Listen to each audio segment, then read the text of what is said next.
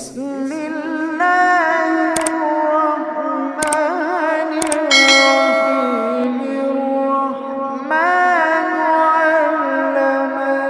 القرآن خلق الإنسان علمه البيان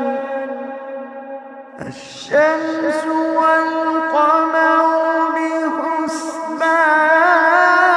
بحسبان والنجم والشجر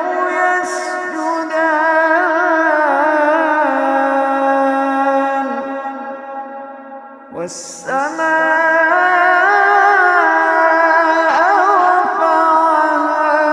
ووضع الميزان ألا تطغوا في الميزان وأقيموا الوزن بالقسط ولا تخسروا الميزان والأرض وضعها للأنام فيها فاكهة والنخل ذات الأكمام والحب ذو العصف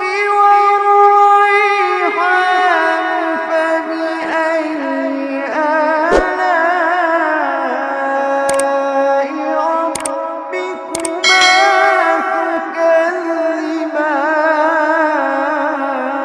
تكذبان والحب ذو العصف والريحان فبأي آلاء ربكما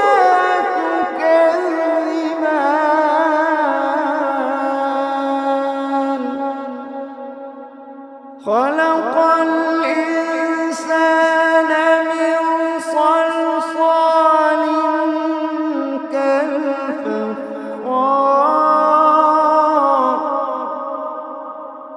وخلق الجان